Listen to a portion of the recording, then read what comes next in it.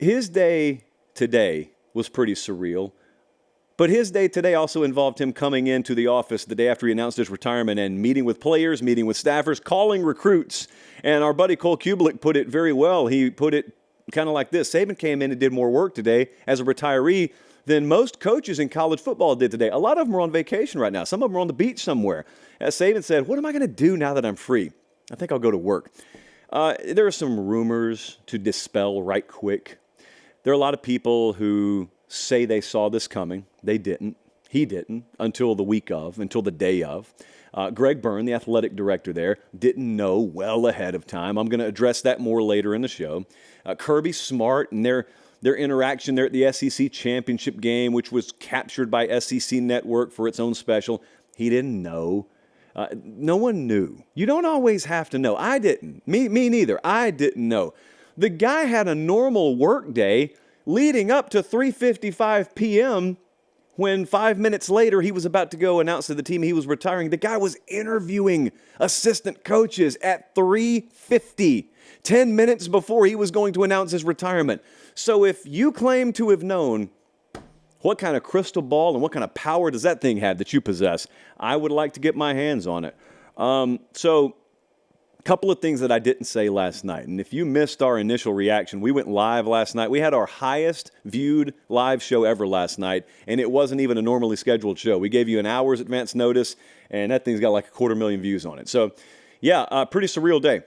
You cannot overstate the impact he had when he walked in the door, but I'm going to tell you tonight, you can't overstate the impact he's having walking out and the huge favor he's doing Alabama. I know a lot of you have grown up on him. I know a lot of you have come to know Alabama football, Nick Saban, synonymously, and a lot of you are Alabama fans, and so you guys are kind of sad right now, and then you're unsure of who you're going to hire. But let me assure you, it's not necessarily a terrible thing for Alabama. Things could have been so much worse for them. And I'm not talking about a world where you didn't land Saban. No, in the world where you had Nick Saban as the head coach at Alabama for 16 or 17 years. Do you know how much worse this could have been? It could have been so much worse. So let me remind you, his entrance, January 3rd, 2007, for those 18 years old amongst us, you have no recollection of this. You've just seen grainy news video from Tuscaloosa Airport, and you've seen newspaper clippings, and of course you've watched Saban's career. January 3rd, 2007 was like the St. Helens Mount Vesuvius moment for the SEC. No one had any doubt.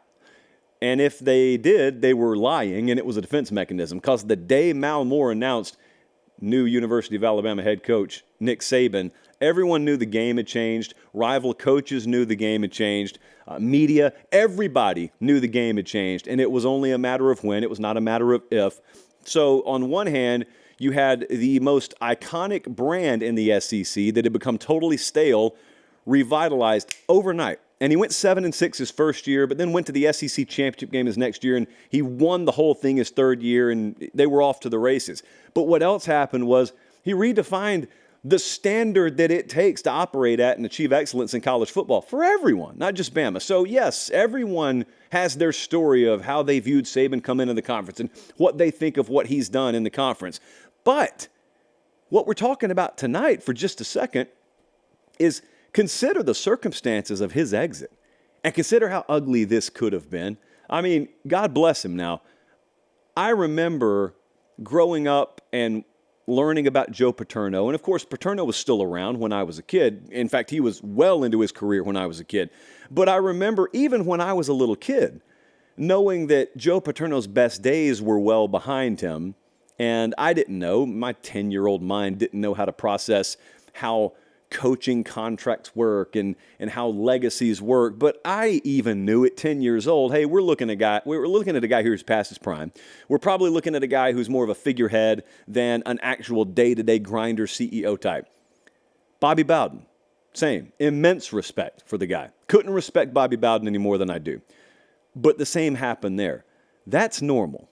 When you become an icon, when you become a legend in your industry, you become immortalized almost to the point where you call your shots. You determine your exit. No one else is going to do it for you.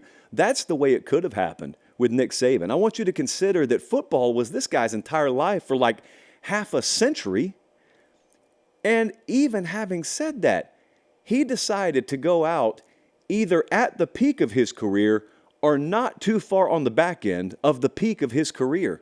And as a result, you get all the positives from this point moving forward if you're Alabama. You get all the positives of the fact that they've built a program and a brand there that's a superpower. The resources are there. The facilities are there. Like everything's there that it takes to win, and nothing got soured. The brand didn't get soured. The program didn't start to erode or decay. You still got a premier talent roster. You've got a premier infrastructure. You've got what you would call a turnkey winner ready to be handed over to whoever comes in and takes his place. A lot of folks out there saying, who wants to take a legend's place? That has nothing to do with it. It is so misguided. It's a total beta mentality. That's why Apple invented the cat emoji for people who think like that.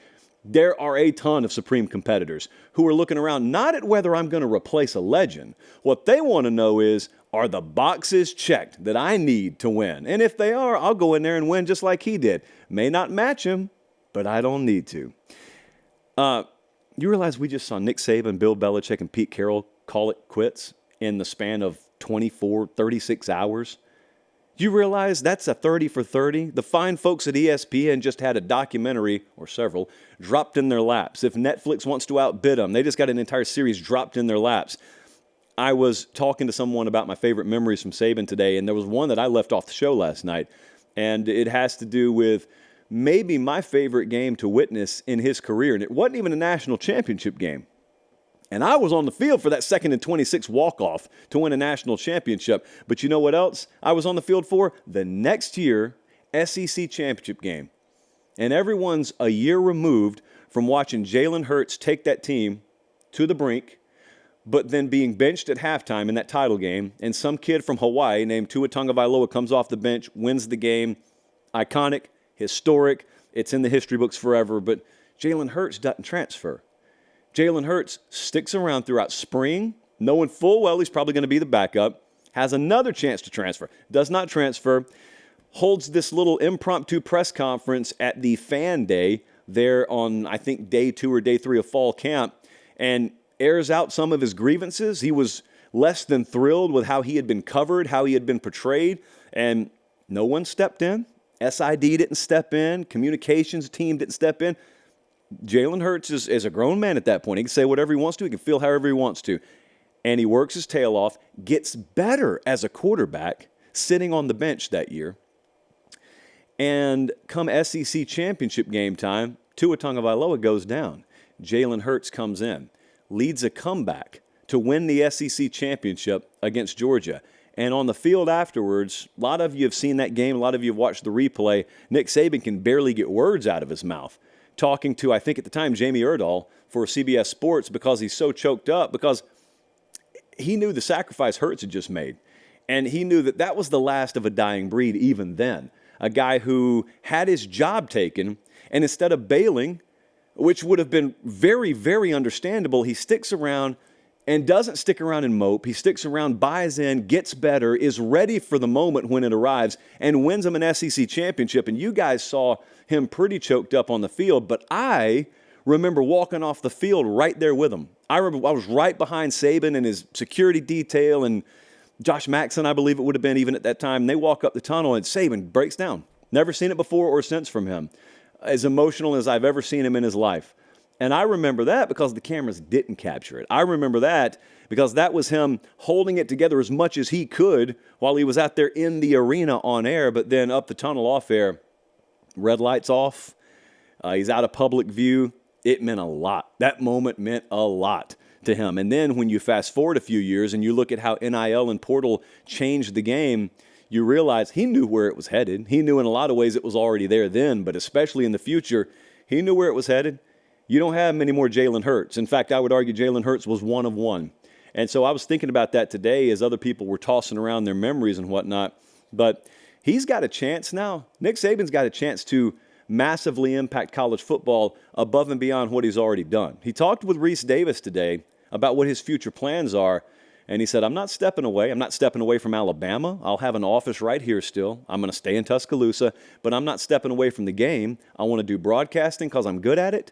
And I want to be involved in fixing college football. And he laid out a lot of those parameters. Now, I don't know if we'll ever have a commissioner in this sport. And that's a guy that I would be happy to share the office with, Saban and I, 50-50, 60-40 either way. But in all seriousness, this is a sport right now that is run by nameless, faceless bureaucrats for a reason. Government is the same way in a lot of cases, and we hope to have an escape from that in the sporting world. But sadly, some of our sports are run the same way. But Saban's got a face, and he's got an informed voice, and he's as authoritative and respected as anyone out there. Anytime he opens his mouth, everyone shuts up and they listen. Whether you love him or hate him, whether you're a Bama fan or his rival fan, everyone listens because they know nothing's coming out of his mouth off the cuff. Everything's been thought through. Kind of like when Chip Kelly talked a few weeks ago about this whole thing. You could tell Chip Kelly wasn't just shooting off at the hip. He wasn't just trying to trend or go viral. He had thought that stuff through. And it was born through a lot of conversation and a lot of trial and error and experience. That's Saban as well. I'd love to see some of these folks get in a room with him when he takes on a new role. He's no longer head coach at Alabama. He's just kind of, college football ambassador or semi-college football czar. Nick Saban's got an opportunity to do infinitely more good for this sport in the future than he already has. And I'm very excited to see how that unfolds. Because as you know, we've got a very volatile few years coming our way anyway.